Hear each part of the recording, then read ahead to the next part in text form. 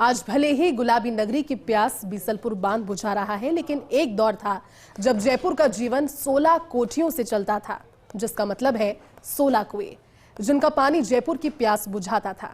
इसका कंट्रोल था अमानी शाह नाले पर बने पंप हाउस में, जिसमें जयपुर के राजा ने लंदन से कोयले और भाप से चलने वाला इंजन मंगवा कर लगवाया था, जो कि इंजीनियरिंग का अपने आप में एक नायाब नमूना भी रहा। आज वही ऐतिहासिक पंप हाउस एक म्यूजियम में बदल चुका है, लेकिन इसकी दीवारें आज भी जयपुर की उस ऐतिहासिक जल यात्रा की कहानी को सुनाती है, जहां तकनीक, परंपरा और दूरदर्शिता ने मिलकर शहर में जीवन बहाती दिखाई देती थी। देखिए इस पर ये खास रिपोर्ट।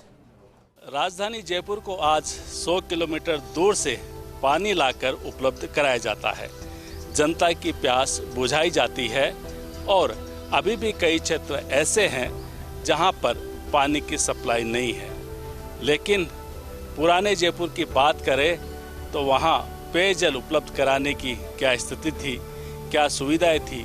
तब के राजा महाराजाओं ने इस जयपुर की जनता को पेयजल उपलब्ध कराने के लिए क्या क्या प्रयास किए थे, आज आपको इतिहास के झरोखे से इन सब के बारे में बताते हैं।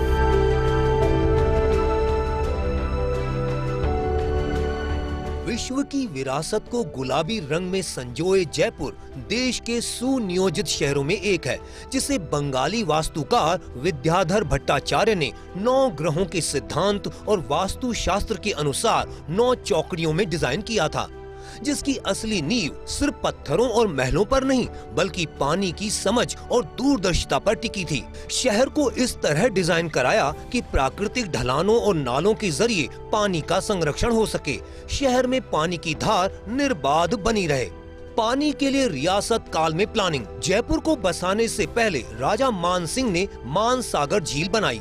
मानसागर झील को सवाई जयसिंह द्वितीय ने जल महल का रूप दिया। ताल कटोरा का निर्माण, सूरजपोल द्वार से चांदपोल तक पानी के गलियारों का निर्माण कराया। इस काल में द्रव्यवती नदी पानी देने वाली गंगा जैसी थी।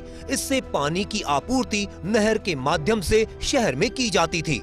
1903 में बाण गंगा नदी पर रामगढ़ बांध बनाया गया। शहर में जल आपूर्ति के 2 स्रोत थे, अमानी शाह हेडवर्क्स और रामगढ़ बांध।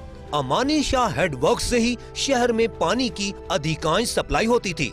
राजा राम सिंह की दूरदर्शिता आज इतिहास के सुनहरे पन्नों में दर्ज है, जिन्होंने इंग्लैंड से मशीनें मंगवाई और स्टीम इंजन से शहर तक पानी पहुंचाया। यहीं से शुरू होती है नए जयपुर की ऐतिहासिक जल यात्रा। 19वीं सदी के आखिर में तकनीक ने पानी की व्यवस्था बदल दी। तत्कालीन जयपुर के महाराजा राम सिंह ने 2 भारी भरकम स्टीम इंजन सेट की विधि विधान से शहनाई वादन के साथ पानी पेच तिराहे पर स्थापना की थी। अब आपको दिखाते हैं उस पूरी मशीनरी को जिससे कभी जयपुर को पानी सप्लाई होता था। हालांकि अब ये मशीनरी म्यूजियम का रूप बन चुकी है, लेकिन इतिहास अगर हम देखेंगे तो पाएंगे कि पहले किस तरह सुव्यवस्था थी और अब जरूरत है उसी तरह की व्यवस्थाओं को भविष्य के हिसाब से बनाने की। लंदन और ग्लासगो की कंपनी बेबकोक एंड विलकोक्स से स्टीम बॉयलर मंगवाया गया। इसमें लगे 3 प्रमुख पार्ट, कोयला शाफ्ट, लिफ्ट शाफ्ट और विशाल पंपिंग सिस्टम उस दौर की इंजीनियरिंग क्षमता को दर्शाते हैं। बॉयलर कोयले से चलाया जाता था, जिससे बनने वाली भाप बड़े पंपों को गति देती थी, जो पानी को ऊंचाई तक पहुंचाकर शहर की सप्लाई लाइन में भेजते थे। पंप हाउस में कोयला पहुंचाने के लिए विशेष कोयला शाफ्ट बना था, जबकि कर्मचारियों और सामान की आवाजाही के लिए लिफ्ट शाफ्ट थी। पेयजल सिस्टम का संचालन एक केस स्टडी। इंजनों के लिए लिफ्ट के जरिए कोयला 50 फीट नीचे ढलान में बनाई गई भट्टी तक पहुंचता था। इसमें स्टील की 32 मोटी रोड को विशेष क्रम से जमाया जाता था। भट्टी में जलने वाले कोयले की आंच से ये रोड गर्म होती थी और भाप बनती थी, जिसे वॉल्व से नियंत्रित कर पाइप के जरिए स्टीम इंजन तक पहुंचाया जाता था। इससे पहिया घूमता था और शाफ्ट से बड़े बड़े लकड़ी के पिस्टन पानी खींचकर मुख्य पाइपलाइन तक भेजते थे। इस पानी को नहरों में प्रवाहित किया जाता था। स्टीम इंजन तक पानी पहुंचाने के लिए पास ही 16 कुएं बनाए थे, जिनको 16 कोठी के नाम से जाना जाता है।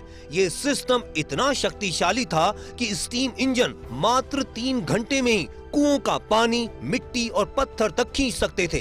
अमानी शाह स्टेशन की मुख्य पाइपलाइन से शहर के इलाकों के लिए बनाई गई नहरों में जलापूर्ति की जाती थी। उस दौर में ये व्यवस्था राजस्थान की सबसे आधुनिक जल आपूर्ति प्रणालियों में गिनी जाती थी। अमानी शाह हेड वर्क्स पर रखा ये इंजन अपनी ताकत के कारण ही नहीं बल्कि अपनी बनावट के कारण भी ऐतिहासिक महत्व का है। आप अभी भी इस पंप हाउस में जाएंगे तो ये इंजन अपनी मजबूती की गवाही देते हुए सीना तान कर खड़ा है। खास बात यह है कि पूरे सिस्टम में कहीं भी वेल्डिंग नहीं है, बड़े बड़े बोल्ट से इसके पार्ट्स को जोड़ा गया है। ऐसा मजबूत जोड़ कि आज तक कहीं से भी एक बार पकड़ न तो ढीली हुई और न ही रिसा हुआ। इस संयंत्र में आज तक ना लोहे में जंग न ही लकड़ी के पिस्टन में दीमक लगी है, जबकि पूरा संयंत्र नमी और अंधेरे वाले वातावरण में स्थापित है।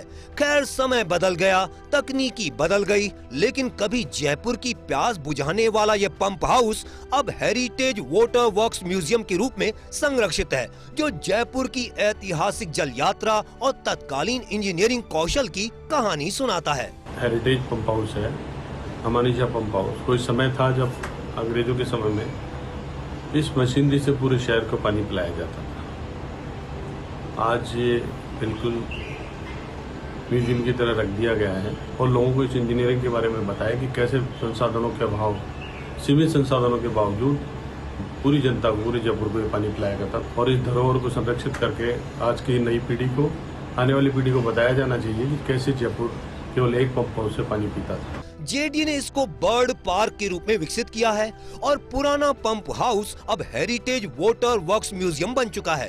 पूरे क्षेत्र को हेरिटेज लुक देने की कोशिश की गई है। जयपुर की यह जल विरासत, पुरानी मशीनें और राजाओं की दूरदर्शिता आज भी इतिहास सुनाती हैं। बर्ड पार्क की तो सार संभाल होती है, लेकिन इंजीनियरिंग का नायाब नमूना तालों में कैद है। भले ही यह तकनीकी अब काम नहीं आ रही, लेकिन इसकी जानकारी इंजीनियर्स, शिक्षकों, विद्यार्थियों व आम लोगों को भी होनी चाहिए। इतिहास तालों से बाहर आना चाहिए।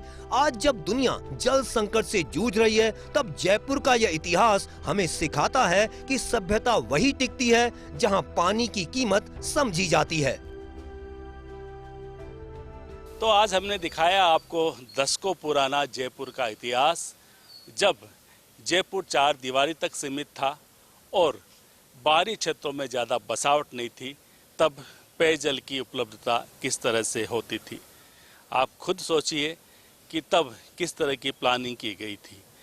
आज जयपुर कई किलोमीटर में बस चुका है, 100 किलोमीटर दूर से पानी आता है, लेकिन अभी भी कई क्षेत्रों में जनता प्यासी है।